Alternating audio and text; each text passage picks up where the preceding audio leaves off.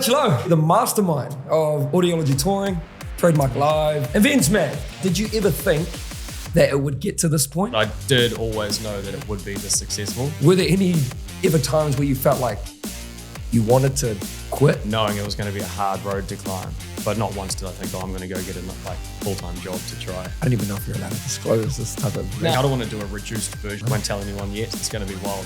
Where do you think that comes from, the want to be different? I'm 14 and I'm telling my teacher. I remember vividly, I was like, I'm going to be a millionaire by the time I'm 28. People were like, well, no doubt, whatever. And you're middle finger, watch me. Exactly. Every year manages to get a little bit better. Yeah. I want to know why. With where we're at, our success comes from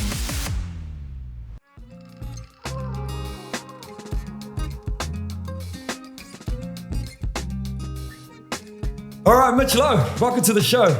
Ooh, that rhymes. Oh. Yeah, hey, I like that. I like that. Straight off a stag into a pod. Good to be here, mate. Good to be here. No, I know. Are you impressed? I left early last night. Bro, not bad. Not bad. And you look 2 sharp. a.m. Well, before I showered for you. Shit, man. It's been a journey to get here, but we're here. It has been. No, I'm glad I bailed a bit early last night. Yeah. Otherwise, this would be tough. Well, for anyone who doesn't know, Mitch is essentially the mastermind of Audiology Touring, Trademark Live, events man, The events event promoter. Yeah, the events man. I like that. Do you feel like, well, because it's summer season, festive season, I guess, is it more exciting this time of year? Yeah, bro. Yeah, it's bloody crazy at the moment, eh? Yeah. It's awesome, bro. It used to be the most stressful time of year. Like if you go back a few years, it would get to December and everyone's just like, our team's just crazy, right? But we're so, we've come a long way, bro. We've got such good staff that it's like, it's actually more exciting than it is stressful now, you know? Like we're only 2 weeks away from about 20 festivals starting, but it's sort of like we're in a good position this summer. So it's exciting, bro. And so many good shows and so many good acts. Well, bro, speaking of that, you guys have come up with some slappers, bro. I mean, you got Fisher early Jan, Kate Renata mid-Jan. You got Carl Cox coming back in Feb. Like you're cooking something up with Izzy as well. Yeah. Like, bro, those are some of the biggest names out there, including Izzy. Get him on my show, bro. Yeah. Shout out. My first question around it is like, did you ever think that it would get to this point? Yeah, that's an interesting one. It's not that I ever thought it would be here, like where it is. Like there's no way you could predict the shit that we're doing now, you know? Like it's not, I like to be real fluid with it. So it's like just take the opportunities and just roll with it and let it be organic, you know, as opposed to like real structured, which is why you see so many random shows and ideas pop up, because I'm like, you know, it's just have an idea in the shower and then boom, team's going to execute it. But so I didn't know it would look like this, but I did always know that it would be this successful. No ego attached to that. I was always just so driven, and I'm so big on like visualizing success that like this is the dream that I had 15 years ago. Yeah, wow. So yeah, bro, very, very stoked to be here, and sometimes just need to remind myself that it's, you know, you're always looking ahead. So I'm so that guy, bro. I need to stop and don't do enough reflection. Although I'm the exact same. Now I'm learning a lot about this concept of reverse engineering. Like what's like the ultimate outcome, and then like going backwards from there. Yeah, do you feel like you did that, or have you sort of just like winged it, or like, you know, what was the vision at the start? Do you feel like you knew what it was and you've just stepped reverse engineered from there, or do you feel like it's just been like, oh, this has popped up and then wow, you know? I think I do that at a micro level. Like so it's reverse engineer, come up with the concept of a show, reverse engineer that to get the result of that event. But as a whole, as a collective of what we do, it's hard to reverse engineer that because I'm always at like 10% of where I want to be. Yeah. So it's even now, bro, like I can't tell you where we'll be next year, but I do know that if we continue and we keep the momentum and we keep enjoying what we do, and part of it's saying no to things as well. Like we're starting to shape, our business is becoming, a lot more, like, I guess we're just starting to know who we are and what we do like a lot better. And that's something that just happens organically. Yeah. So, it's kind of hard to reverse engineer the overall picture because, bro, I don't even know. The part that excites me is next year I might do a show in Switzerland. You never know. Like, Not in Bali. Keep it, definitely not in Bali.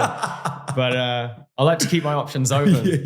Yeah. Well, speaking of more of your mahi, and yeah, I had to put that in there. Yeah. Let's go Switzerland. I'll be there. Yeah. Like how I chose Switzerland. I was like, where's the safest country I can go run a show, bro?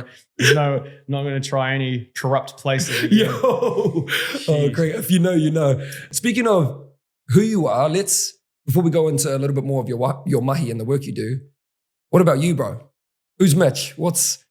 Describe yourself. What do we need to know about you to know a little bit more about who you are? I think who I am is expressed through what I do. You know, like I do find my business to be a complete, like, authentic version of myself. You know, it's not like I'm trying to be anything other than like who I am, which is just a social person that loves to be at events and loves to party and loves to hang out with his friends, you know? Yeah. So that's, if you take it back, like, Audiology started because I threw a party for my friends and enjoyed it so much that it was like, imagine doing this for a living, you know? Yeah. That was, so that's how it all began. And I don't feel like it's any different now, apart from I'm a little bit older and maybe a slight bit more mature, but not like, you know, that's still me. I'm still the kid. That's where the passion comes from. Yeah, bro.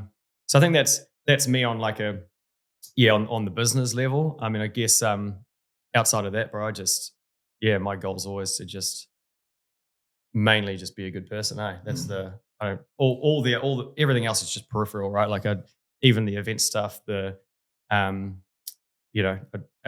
not, I don't want events to just define me, which is why I sort of got quite involved in more of like the charity stuff but then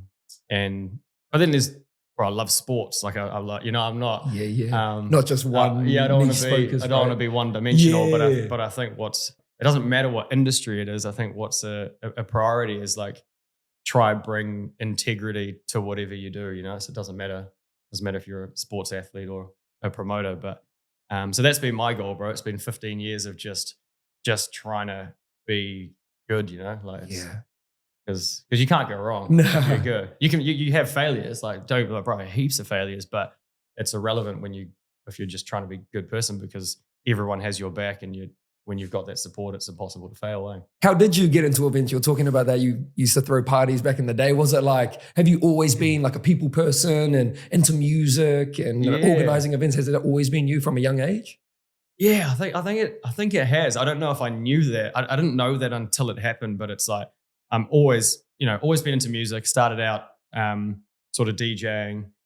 But yeah, I guess it was an accident. I studied design, went and started a clothing label as an eager, like 17, 18-year-old. Had no idea what I was doing. I was just printing t-shirts, thinking it was awesome, but just losing all the money that I was putting into it. And literally had no money and threw a launch party to try like promote the brand. And to do that, I got all my mates to bring their mates and sell $10 tickets. And so that was the night. I'll say, I mean, I'd been DJing a little bit before that, but that was like the pivotal moment where we had 600 people to this launch party. And I woke up the next day, I think with like $2,000 like cash profit or something, just going, I like never had this much money before, you know? Wow. But more importantly than that, it was like getting all these texts of like, man, that was like such a cool night. Like, you know, so you're riding this high of like, I've just had this successful party, somehow made some money from it, you know, as opposed to like losing money with every other party you go to. But more importantly, everyone was like, that was awesome, man. Like that was, and I was just like, whoa, imagine if I could do this again. That was the dream. Yeah, and that was just like, you know, a couple clubs on K Road. And then that was the start of the end, really, because it was crazy when I had this confidence to do it again, but you actually realize it's very hard to just repeat something because, of course, all your friends are going to be there the first time. Maybe half of them will be there the second time, but very soon, none of your friends are coming, and you're like, shit, now I need to learn how to actually promote. And that's when I became a promoter because you're like, how do I sell tickets? Selling tickets to people you don't know is very different to getting your friends to bring their friends. Yeah. Well, speaking of being a promoter, there's probably people out here that are like, how the heck do you even become a promoter? Do you have to go to like university or like, did you go to uni or anything like that? Nah. I'll get mixed feedback for this, but I'm sort of I'm actually a bit of an anti. I'm not anti-university in the sense that if it's a requirement, like obviously, bro, you're not going to want to use a doctor that hasn't studied. Absolutely. But I am more prone to, or I encourage like throwing yourself in the deep end and learning on the job, because that's the way I see, the first 2 or 3 years, let's just say, threw myself in the deep end, lost heaps of money throwing shows. Like obviously the first few work and then some don't and whatever. And then you have a couple big losses. But to me, that was my university degree. And I believe that in the first 2 or 3 years, I did it the hard way, but learnt more than you would going to uni to study events. Because by the time I'd done it all, my mates were studying events at uni. I mean, they come out, they're fresh, like, but I had been through the trenches, bro. I had done every element from organizing, promoting, booking, delivering, the acts, like to, I had touched on every part of it. So I had like an understanding of events, but I'm just more, I guess I'm just more hands-on is what I'm saying. The world. Yeah. So sometimes I feel like I'm telling people like, you don't need to go to uni, but the reality is like, yeah, most of my successful friends and the most inspirational people that I look up to, most of them did it hands-on. Yeah. In the deep end. Yeah, wow. Well, you have been doing this for a while. I was actually surprised, bro, how long Audiology Touring is. 15 years old. Yeah. Well, yeah, and it's gone through a few different name variations, but to me, yeah, bro, it's my baby tattooed on me. Yeah, look at that. Yeah, I get very passionate about my brands.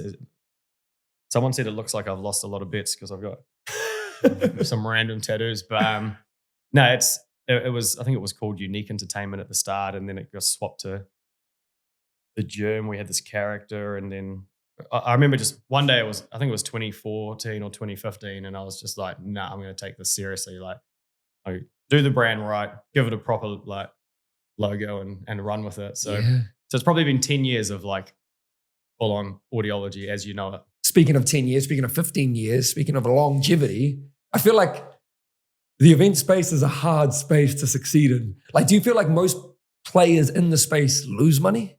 Yeah, I think it's like anything where there's probably 2% of people that can do it really, really well. I think anyone can play in the space and like they can dabble. And what I love about it is there's no barrier to entry. Like no one's stopping you from booking a club down the road and putting a DJ on and bringing your mates. Like no barrier to entry. So like people just need to just get out there and do it. But I think it's like anything, like becoming elite at anything.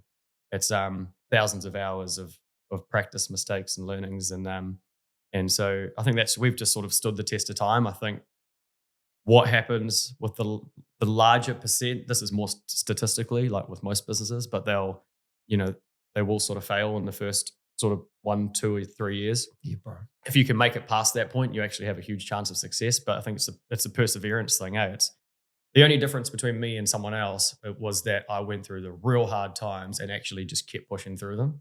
Oh. It is really that simple. Like people overcomplicate it, but it's I guarantee you can only make 100 mistakes, but eventually something will happen. Oh my God. So, stick at it, eh? Yeah, bro. Looking at things through the long term, long right? Term. Yeah. No, I love that. Well, were there any ever times where you felt like you wanted to quit or give up or maybe pivot and move industries?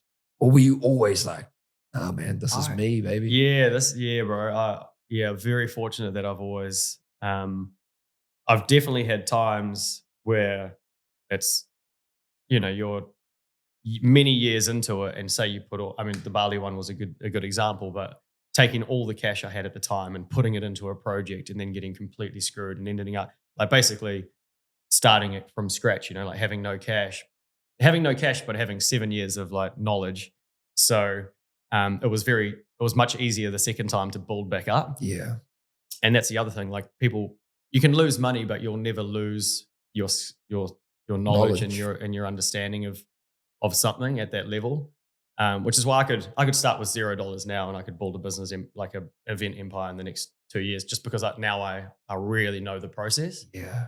And that's it. You got to get out there and learn that. But there wasn't one time where I definitely, I'm not downplaying the like how it's like you know, you're like, man, I'm really back at like zero here. Like, but you know, knowing it was going to be a hard road to climb, but not once did I think, oh, I'm going to go get a like full-time job to try, you know, ditch my passion and ditch everything that I've worked for. Yeah. It's almost like more driving, more motivating to be like, nah, I'm going to prove everyone wrong. You know, I'm a bit of that attitude. Yeah, So, yeah. Always good fuel, man. It's always good fuel. Yeah. Well, speaking of money and profitability, because what do you put that down to? Being able to succeed in a space that is quite hard for 15 years. And, you know, you mentioned perseverance. What else do you put the success down to of Audiology Touring or unique entertainment day one? Day one. Right.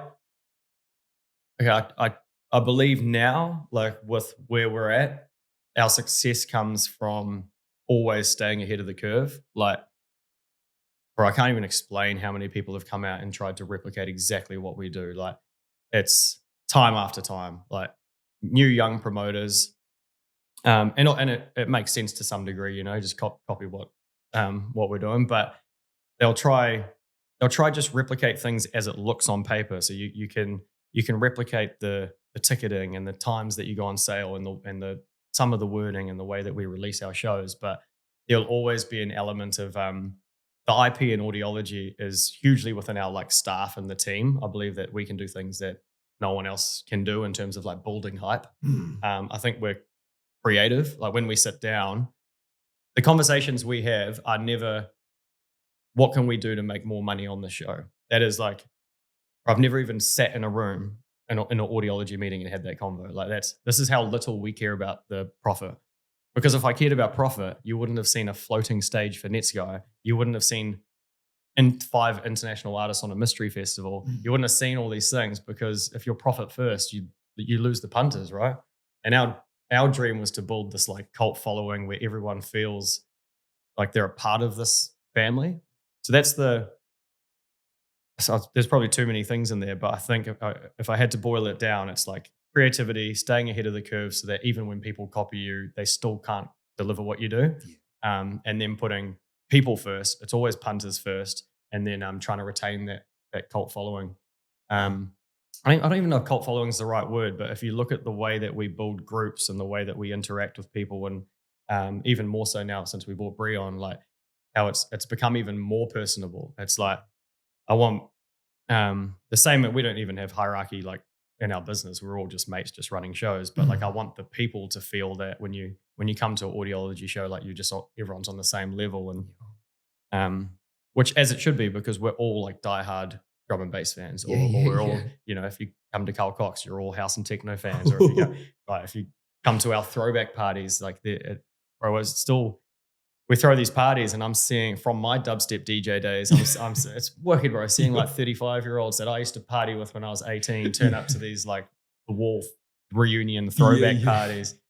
So yeah, bro, that's the vision, that's the goal, and I think it's getting there. Yeah, wicked, bro. Well, speaking of other players in the space, speaking of competition, you know, you got the likes of Red Rum Touring, End of Alive, using, I don't even know if that's how you pronounce those things, but your R&B, Northern Bass, all those sorts of players. Do you like look at what those guys are doing, or do you think about what they're doing in regards to like a competition or business perspective? It is actually crazy how little we look at others, because we're so focused on what we do. That's how we stay ahead of the curve. That's why if I was to look at what they're doing, and I would be careful what I say, but like a lot of it's kind of like traditional marketing, you know, it's not, I don't even want to be in that game. So I don't ever do the comparisons, because I don't believe that I'm playing the game that they're in. Wow. You know, it's all like we're full blinkers on. It's just like, what can we do next? So yes, you know, maybe, and I'm not saying that I don't get inspired by, if someone does an awesome show, like if someone nails a show and the production's crazy, I look at it and I'm impressed, you know, I'm like awesome. But I just don't feel like there's enough of that in NZ. You know, we're just trying to do things differently. That's all there is to it, really, because that's what gets me out. Like, what gets me out of bed and gets me excited is the fact that we're about to I've got these shows coming up that no one's ever done before. So yeah. Now there is a lot of good shows in NZ, bro. We're actually spoiled. Hey, we've got some good companies. Oh my God.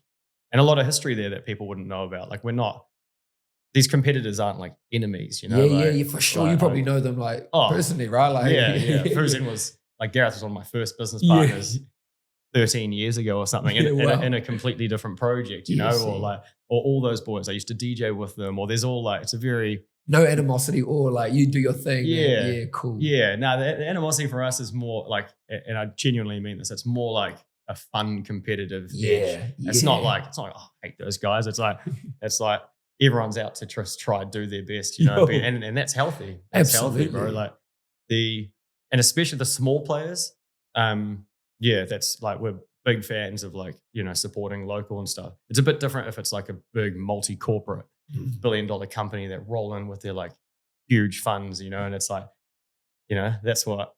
And then you just got us little Audiology Touring and down the bottom of, you know, New Zealand. Yeah. But I feel like we hold our own, bro. Like we're doing things that they can't even do overseas. That's it, brother. Speaking of big players, are you into Coldplay? And I remember seeing on your story that it was like the best concert you've ever been to. I want to know why. Like, what was it? Yeah, the whole Coldplay thing, there's a crazy history, right? Because my best mate that passed away, which is why I started Bring People Dancing, the charity, his favorite artist was Coldplay. So when they announced it was going on sale, I wasn't going because I was like a Coldplay fan. I was going because I was like, it'd be sick to like, you know, I knew it would be super emotional and stuff. But absolutely. So, bro, then get there. And obviously Coldplay have endless bangers. Like they've got like, they're 2 hours in and you still know all the songs. So that is awesome. But rolling in there as someone that like loves creative production and obviously just loves live music and events, and being completely mind blown. Did you go to the show? No, because it's hard to describe. No, I didn't. But everyone has been saying the same as you. And I remember seeing your story and I was like, oh, that's interesting. Like someone who's probably been to, you know, you've been to so many countries, so many events, and that one stands out. And that's why I was like, definitely asking him why. The only thing I could compare it to, and for your sake, because you just told me you went to Tomorrowland, but it's the feeling of when you're at Tomorrowland and you're like, how the heck is, like, how is this real? You can't believe, you get swallowed up in this world, you know, like this, like, I remember thinking, oh, I'm not going to fall into the cheesy EDM trap, like blah, blah, blah. Right, I wake up the next day and I've got like best day ever Tomorrowland hat on and just like, oh, I've been sucked into it. And that was like Coldplay, bro. I'm sitting there going, oh, they're the commercial band, like that. And I'm just like halfway through the concert, I just went hands down to my wife. This is the best show I've ever seen. Like nothing comes close. Yeah. Out of the 1,500 odd events that I've been to, and but it wasn't even like, it was so far beyond. Like it's an easy win for me, you know. And same as when someone goes, "What's the best festival you've ever been to?" It's Tomorrowland. It's easy to say that. Yeah. So that's bro, it was unbelievable production. Like just the whole energy. Interesting question, but what do you think you can do from like a growth perspective? What do you think you can do in order to replicate or get close to an experience like what you experienced at Coldplay, like what we both experienced at Tomorrowland? What do you think? You know what I mean? Yeah. Like, what can you do to get closer to that? Yeah, I like that. I mean, that is the goal, bro. Like, it's definitely... Because I know exactly what you mean. Sorry to cut you off. I know exactly what you mean when you're there and you're just like your whole body's just going and you're like, holy shit. Yeah, there's that moment where you just actually have no idea where you are, right? And it's very hard to take someone to that place. Yeah. I think we have got close in various ways. Like, I do think that the feedback we had from like Black Box with the floating stage, like the messages we were getting were some of the ones that I've dreamed of receiving. Like just going, oh, this is ridiculous. But to answer your question, it's because we sit in an interesting place where we can't book Coldplay because there's a whole bunch of politics as to how that works. But they will get paid for a world tour, right? So there'll be 170 dates, so many tens and hundreds of millions of dollars. And they get booked out, world tour done. So it's not like me as a promoter in New Zealand can go, hey, I'll take the New Zealand show because it's all built into a package, right? And the deal structures are crazy. But so we sit in the space where we do have the odd win with majors like Fisher and Snoop Dogg and Ice Cube and some of the ones we've done. But it's quite rare to get them outside of a world tour. So to answer your question, it's like, we've got to say, how do we recreate that experience but in a different way, because it's not going to be that I go book Coldplay and they bring their millions and millions of dollars of production here, because that's the level that you saw was because they're touring with international production. It doesn't exist in New Zealand. Yeah. So so the question we've got to ask ourselves is how do we recreate something? Is it a festival with multiple stages? I've just bought 36 acres of land in Auckland to build a festival site. So like you probably will be seeing like Tomorrowland's incredible because they own the site. They work on it all year. Yeah, bro. So that's why I thought, well, we're going to buy our land. We'll work on it all year, and you'll probably see something like probably not that. I know. For a New Zealand vision, I got you, bro. I got you. Yeah. Is that in Western Springs? Or is that in Western Springs, that land? Or no, okay. No, it's not. No, we're renting the Western Springs, the Western Springs Lands Council. True. But no. But I bought this land sort of south of Auckland somewhere. Heck yeah, brother. Won't tell anyone yet. Well, Coldplay was your favorite concert that you've been to. What's the best concert festival that you've organized that's been under you and you guys? Right. I genuinely, I can almost confidently say that it's going to be Fisher, just because I know what the production is and I know what the setup is. So I can tell you that Fisher will be that moment for us. But there's two that I normally reference straight away. One was when we toured Bryan Adams here, did full, sold out NZ tour and beautiful vineyards and stuff. But my parents, like, we grew up listening to Bryan Adams, and so it's kind of like sometimes you get these icons that you tour and it's legendary. Like, I never ever thought I would meet the guy or like tour the guy. So it was kind of that surreal, it was like, whoa, pinch me. Like, I'm taking my family to Bryan. I introduced them to, introduced my mum to Bryan Adams, and like, it's just those moments. But more, I think Snoop Dogg would be the one that's just like, bro, the wow factor of that one. Not only the shows being amazing, but just Snoop. That's Snoop, bro. It's like everybody knows Snoop. He was, like, it didn't have the production of Coldplay, but it had the like feel of the connection to all the songs, because every song is huge. Wow.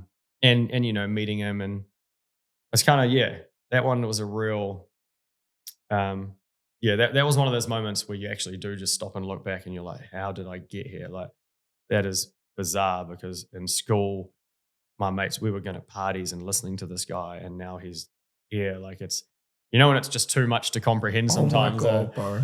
Speaking of the Fisher production that you were mentioning before, I don't even know if you're allowed to disclose this type of information, but I think it's kind of interesting. What's the cost of a production like that, of an event of that magnitude, of the Fisher one? The event or the production, or like the whole scale? I reckon the whole thing. The whole thing? Oh, in the millions.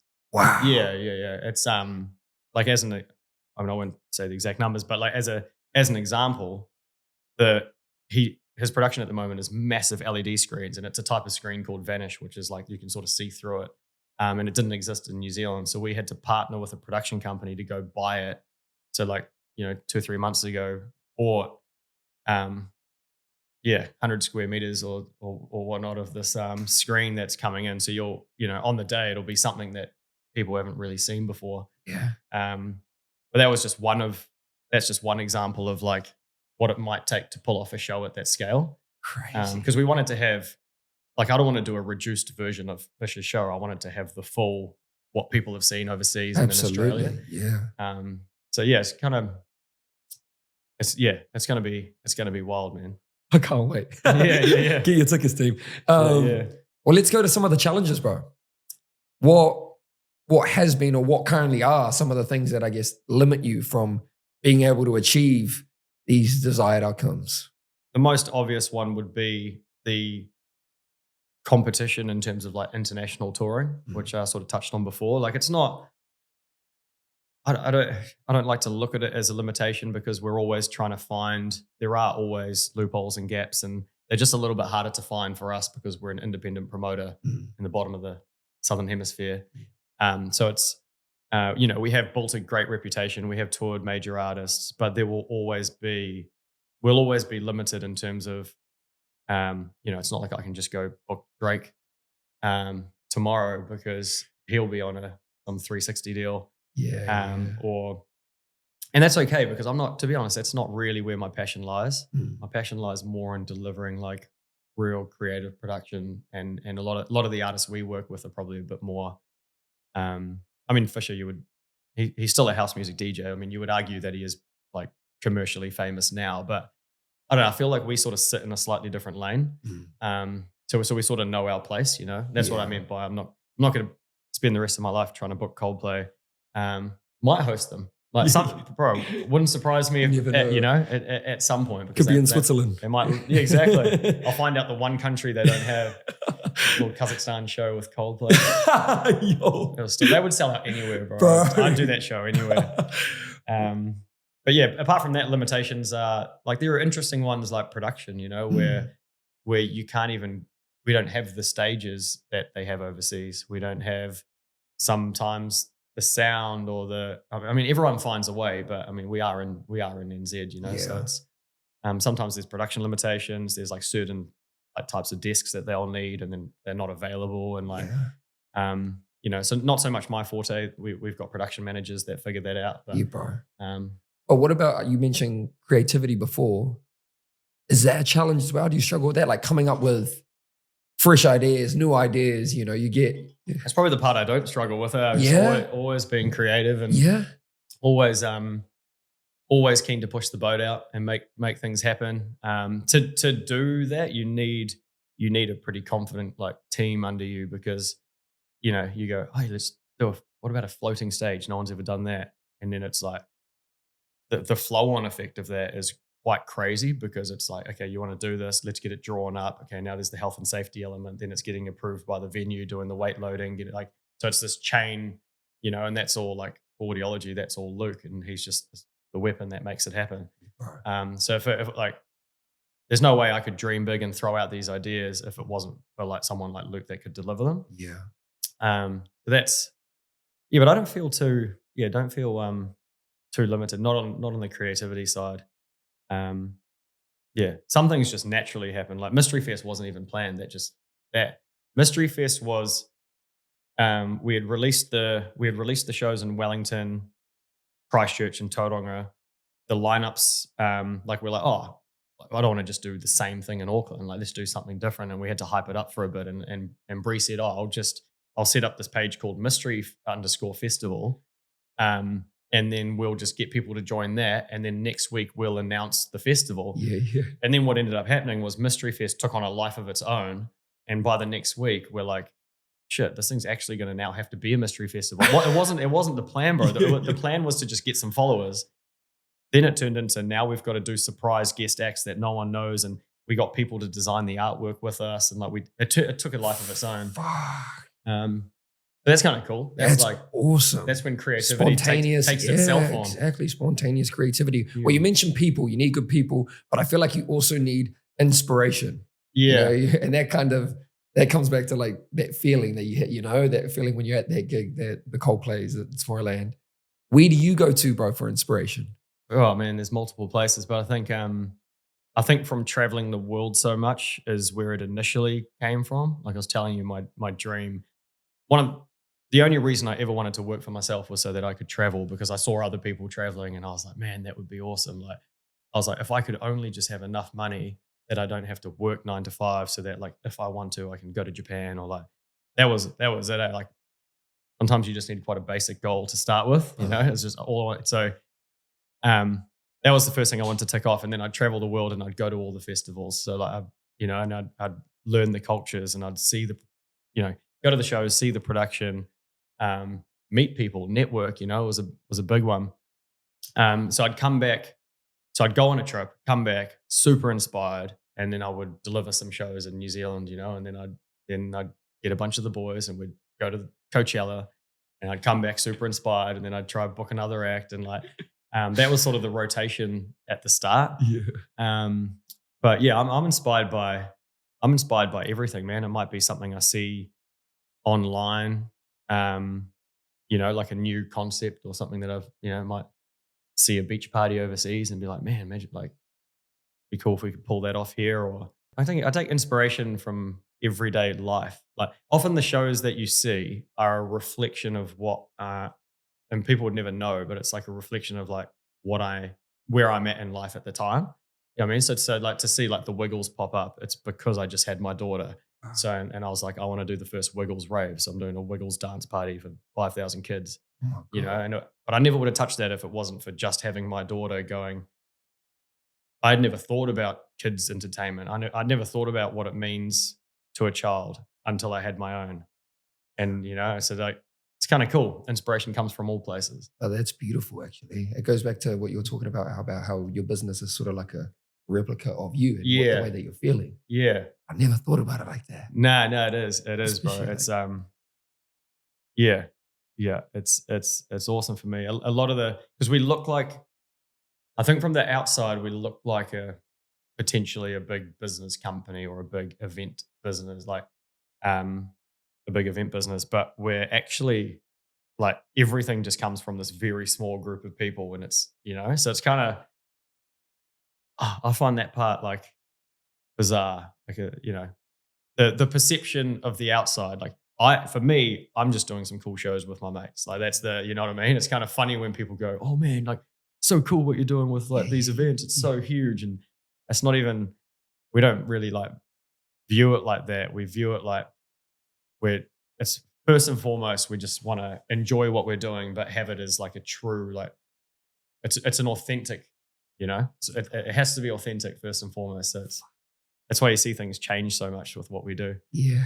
You know, I might see an act that I like and I'll just book them because I love them at the time. You know, next minute you see a New Zealand tour for this artist, but it's actually just because I'm hugely into that act at the time. You know? It's kind of, and I'm just hoping that everyone agrees with me.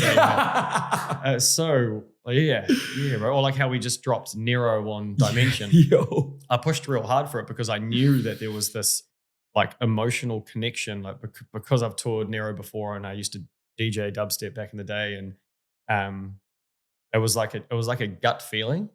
It's kind of hard to explain. You know, everyone's like, "Is this the right move?" Like, it's kind of weird to have this on like you drum and bass act. I was like, trust me, like Nero's going to bring a completely different side to this. It will pull a slightly older market, which is probably a good thing for us.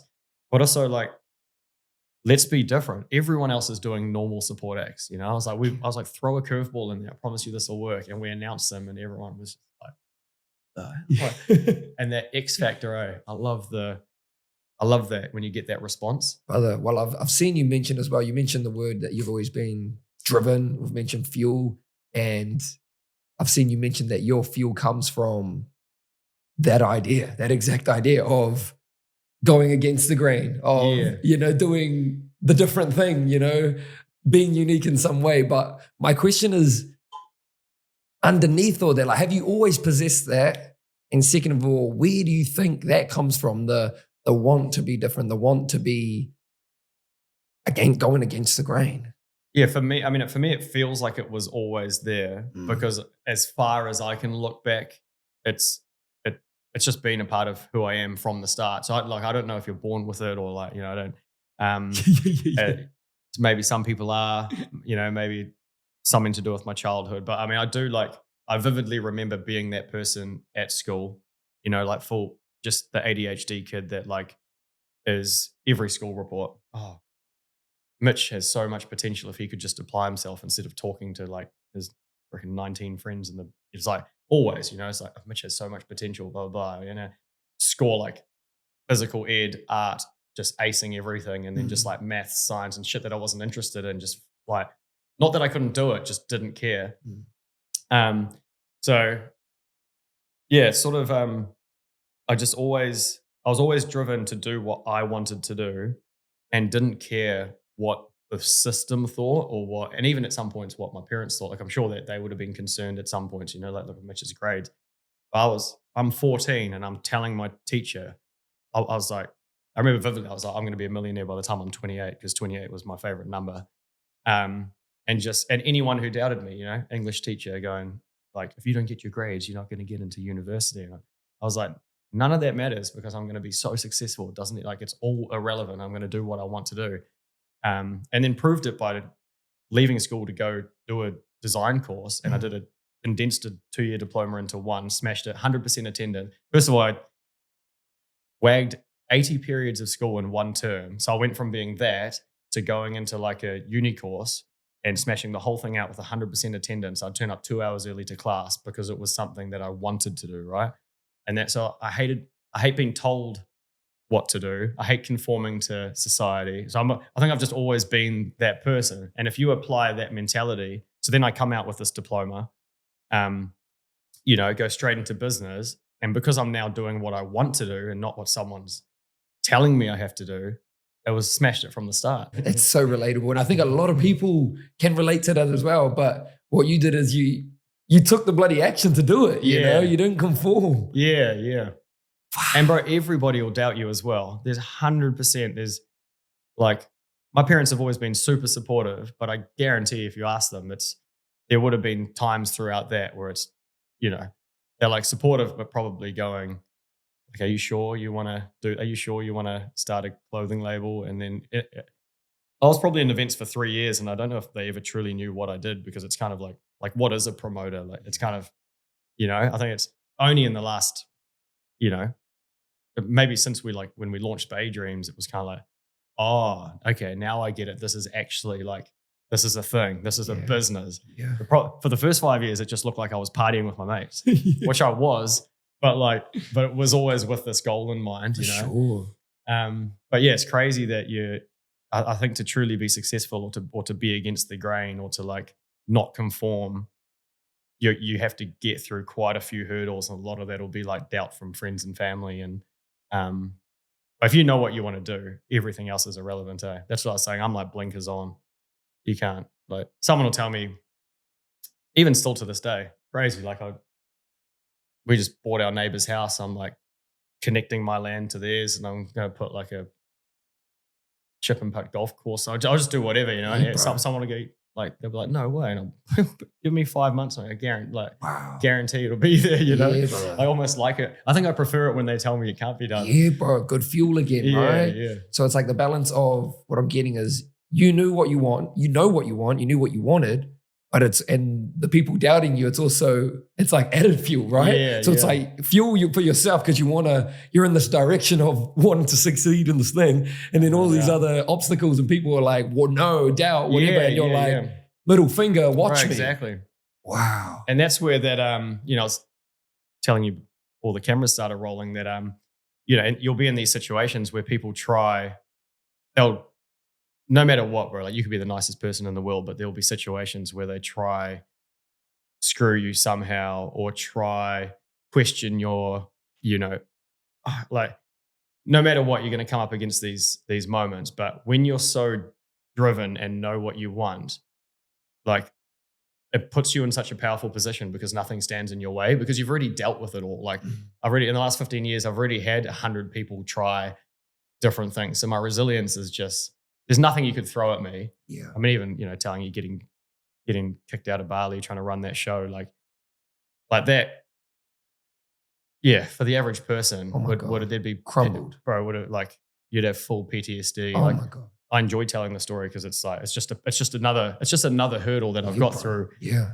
So when I got to that point, I'd already been through so much that it was like, I can handle this shit. Yeah. Wow. And do you feel like with the more successful you've gotten, do you feel like the bigger the dragons, the bigger the obstacles have come? Or yeah, everyone talks about haters. I get it. Like, especially, I think it's a little bit more so industry dependent. Say if like you're a fighter, if you're a UFC fighter, like you're going to get those haters at a whole different scale. Like for me, I was like, I'm going to operate in events with integrity, and I was always anti the idea of like just having haters. I was like, why would someone hate me for no reason? Like I couldn't grasp the concept that someone would want to dislike me based on like what I do. Or it was just weird, Yeah, Obviously, if I'm out there hurting people and stuff, you go for it. But I just remember being thrown curveballs where someone would just start a like crazy rumor or like, try like one of the first companies I was ever involved in. It was like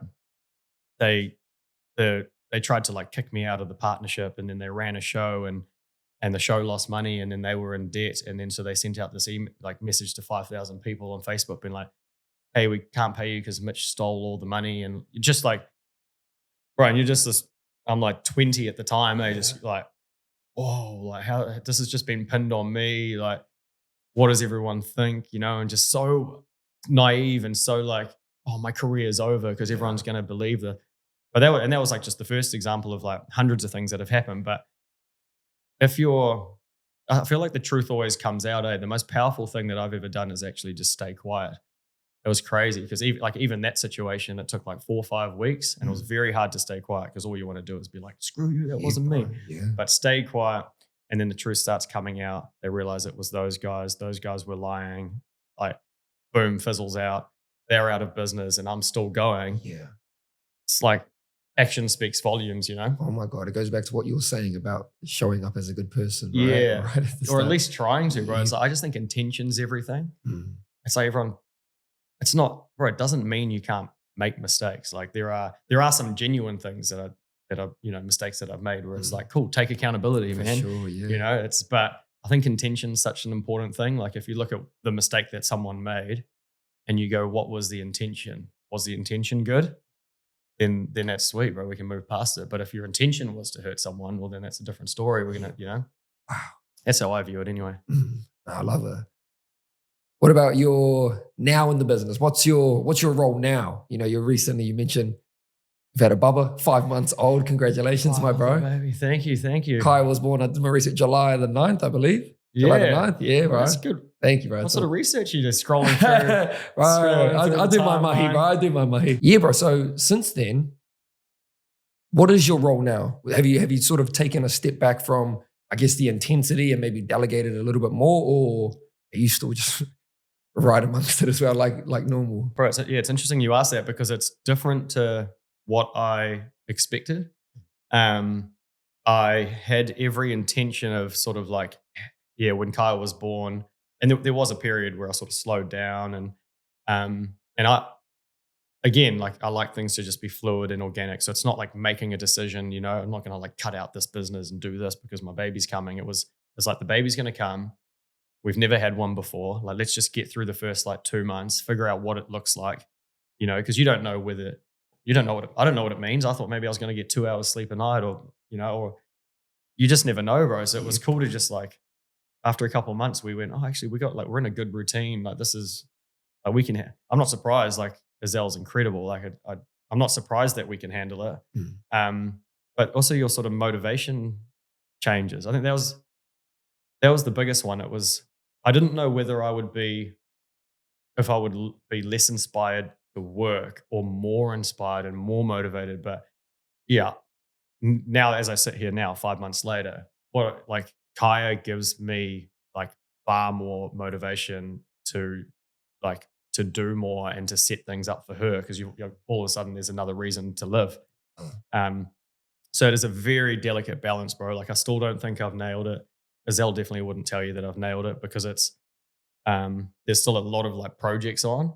I definitely do allocate more time to family and being at home and like prioritizing that. Yeah. That was a major one. Like I'll put it in my calendar. It's like 2 hours in the morning we'll go for a walk and then, go up the mount and go for lunch. Like you start to put like family things need to be like, included. Like, included.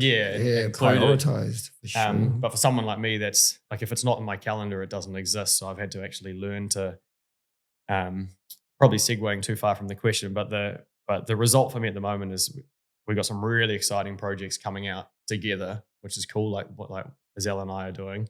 So there's like, the Wiggles for Kaya.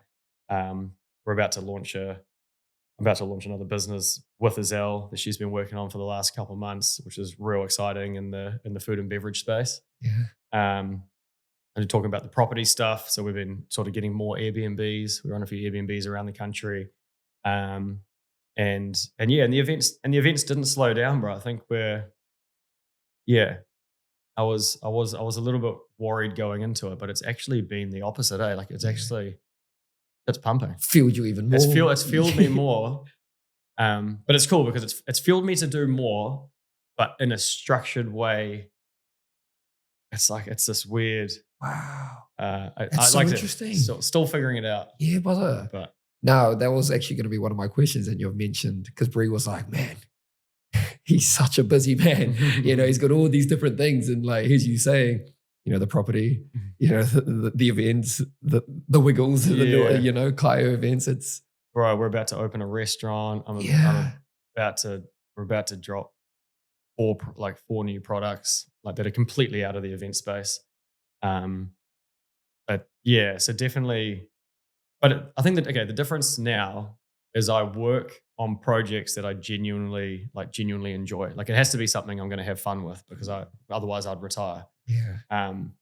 That's the thing people don't understand. It's like they think we're not forced to do any of the stuff that we're doing. Like I could have retired, and I mean I couldn't because I'm too ADHD. Like I have to be doing something, but I think what it creates is that authentic thing that I was talking about. It's when you're doing shows because you want to, not because you have to. It's a completely different approach. And the discussion we were saying around not looking at profit, it's because that's not the key thing for us. It's like for audiology, it's the experience. And so so I think we're in this place where it's like a group of people just trying to put on cool shit, and we'll go as far as we need to make sure that it's awesome. I think, and so yes, so that's where we're at. Doing shows because we want to. Yeah, bro. To chase giving that feeling that we're mentioning. Eh? Well, bro, you mentioned this, you quoted this, and I found this so interesting, bro. It's when you turned 34, actually. Ooh. I was on a photo and you said, every year manages to get that little bit better. And so this was a year ago. Sorry to disclose your age. But a few things stuck out for me, because I feel like we, especially young men, bro, we tend to want to have everything sorted and figured out so soon and right now. And here's you saying every year manages to get a little bit better. Yeah. I want to know why, and like why you think that. Is it the fact that the success of the businesses are continuing to grow? Is it your own growth and stability around all these other things? Is it having a child? And was it a combination of all those things? What is it? Yeah, bro. Actually, I don't even remember writing that, but it's so true though. So I'm glad I did. This is good reflection. But bro, I think it gets better because you learn. So as you mature, right? Like my 20s were like awesome, bro. Like definitely. I remember being 20, going, oh, I never want to be in my 30s or 40s. I think it's kind of like. But I promise you, when you get there, for me, like going into my 30s, maturing. Finding the girl that I actually wanted to settle with and be with for the rest of my life, like getting married, finding out what really matters to you, so you start, I just feel like as you grow, you start to learn what's important, right? And it's every year there's, so like I said, you getting married, you get who your true friends are because they've been around, however many years. I think your circle, your like close friend circle gets a little bit smaller, but in a beautiful way. Like, you get tighter with people. You have, this isn't for everyone, but I guess like the idea is that in your 30s, hopefully a little bit more financially secure. So you start to do some of the things that you've been talking about for so long, so like whether that's travel the world or go do crazy experiences that you couldn't afford in your 20s. And so that's sort of how it unfolded for me, very, very blessed. And like the flow of things was like, get financially secure, have the business set up, find my wife, have this beautiful daughter. And now it's like, just gets more and more exciting, So it's, I think it's, I want to keep that perception, and I want to like, sort of believe it into reality really. Yeah. Because if you believe that every year is going to get better, bro, what a great life you're going to live, You just, yeah. And sometimes it is just a mental thing of like stating that. And like I said, I'm so big on visualization and like the universe just like making shit happen for me that it's almost unfair when you understand the power of the universe, like in terms of like not the far-fetched, I'm not, woohoo. Yeah, none of the woohoo weird shit. Like, don't get me wrong, I really enjoyed like The Secret and stuff when I was younger. Like it helped a bit, but it's more just like accepting having control over the things you can, and then just accepting and allowing the universe to do the rest has worked out for me so many times, man. Times where you think this is like worst case scenario, and then boom, another door opens, and it's nothing that you could have done. It just happened. So I just try attract as much of that into my life as possible. Yeah, that's beautiful, brother. It was a great reminder to self, and I think to everyone, especially those young lads that are stressing about, having it all figured out now. Like, it's just going to keep getting better. Yeah. So that's a work on for us, as for everyone as people, but as young men. What's a work on for you, bro? What do you feel like you're struggling with now? Oh, bro, like I said, getting that balance, or I think I've just had that my whole life, right? Because if I could work 24/7, I would. Like, as in, that's how much I enjoy what we do.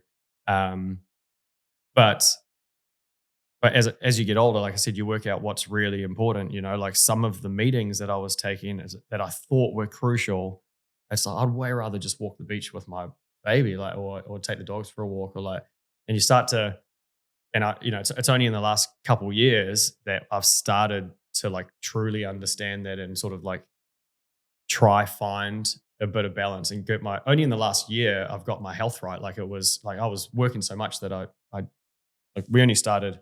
I did 75 hard last year at this time, and I've been like working out ever since. In terms of like back doing sports, and like but just trying to be more like well-rounded, or look at things a bit more holistically. Like, actually realize that my health is just as important as the success of audiology, or my wife and my family. I mean, they're more important than both of those things, but how does it fit into the bigger picture? And it's not easy. Like, I think it's so easy to say, people throw it out all the time. How do you get that balance?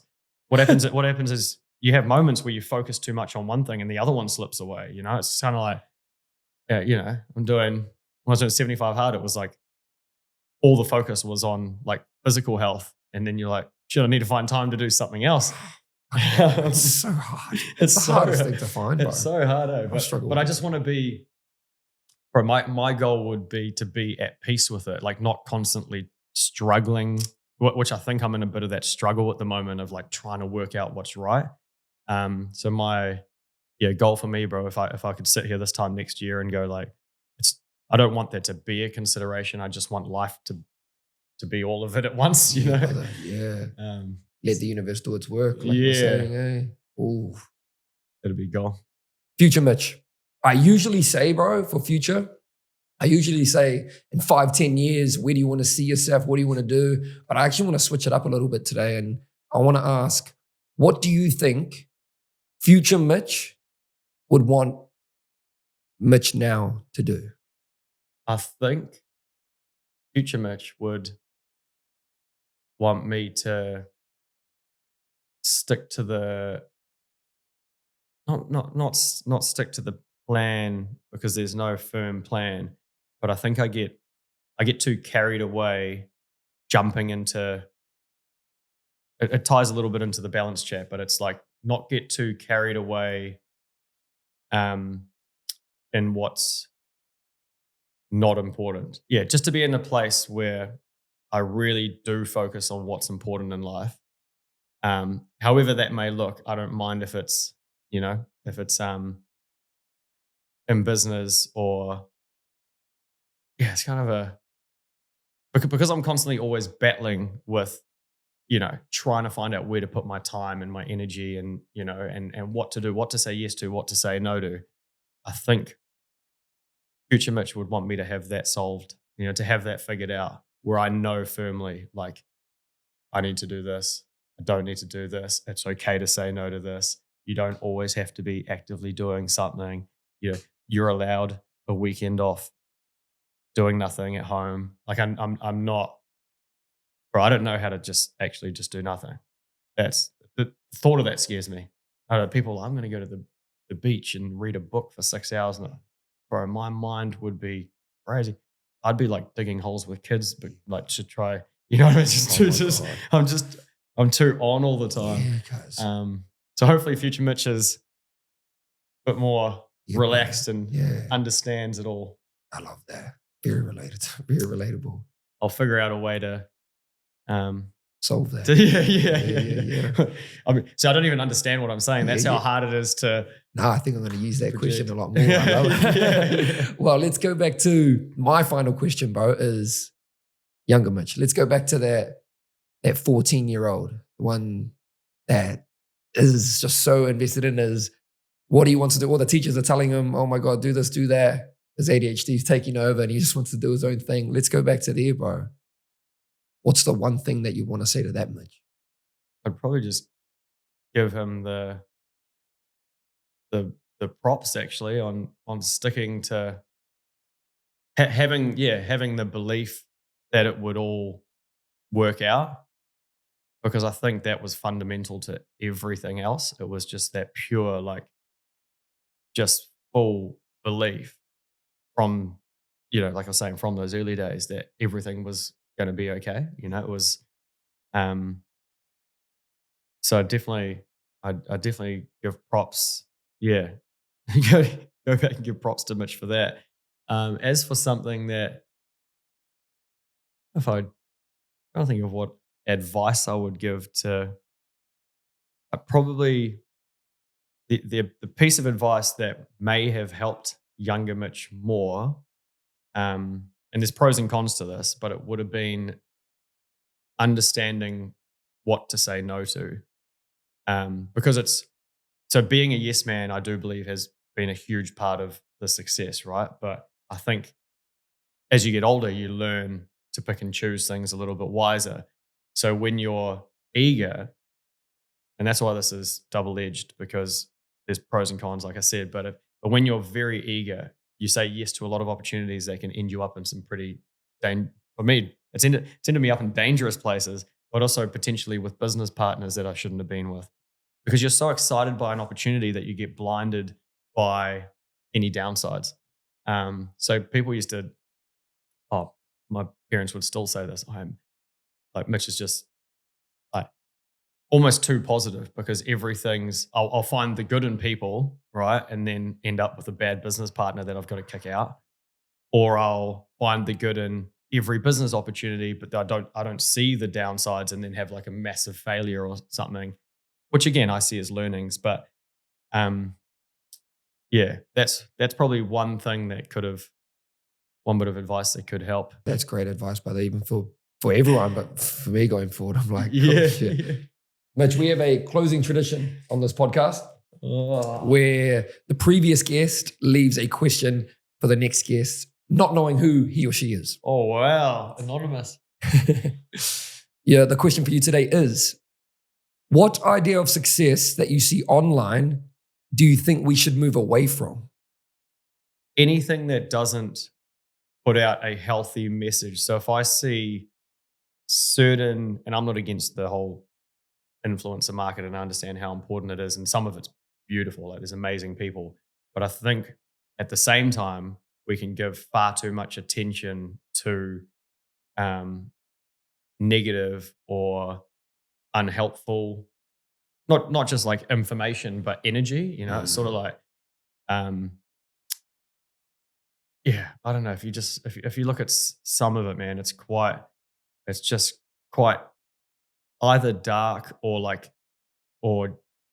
just negative information, where like it's like, man, I wouldn't want my kid being inspired by that person, but somehow they've got a huge following, because unfortunately it's, if it bleeds, it leads, or if it's, it's kind of I just think you see some of those people that our kids are being inspired by, and it's just a bit of a shame that the spotlight's not on, it's not on a healthier perspective, because okay, an easy one for me is when people are driven by like flashy things, so I see someone in the Lambo with the gold chain and stuff, and then you see these kids that aspire to be there, they're never going to be fulfilled, like none of that should interest me. Don't get me wrong, I think you earn money, you should buy nice things that are, good for your family, but if that's your sole focus, you end up getting those materialistic things and then never being satisfied. But if you're inspired by someone that's like this is why I love Gary Vee so much, man. Like, because he's just, it's not about the money, and he does have this big dream of spending billions and buying the jets or whatever. But it's not about that. It's the chase. And if you can inspire someone to be passionate about something and actually live life, that shit motivates me like 100 times more. So I just wish more of it was angled that way, because I'm just seeing far too many Lambos and gold chains. That's my issue with online. Mitch Lowe, ladies and gentlemen. Thank you, brother. Oh, bro, of course. No, man. Any final words? You. Final words? No, but I'm going to make up a... Yeah, you're next. I'm going to throw an anonymous question. A real curveball. Where can the people find you, brother? Awesome. Socials? Yeah, mate. Well, yeah, anywhere really. I think Instagram, Facebook, not TikTok though. Okay. I refused. What's your name on Insta? Mitch_Lowe. Sweet, brother. My bro. That concludes us, team. Another episode of The Martin Show done and dusted. If you've made it this far, please hit that subscribe button. We'll leave our socials up here as well. And we'll be back next week for another episode. Kia ora, team. Thank you.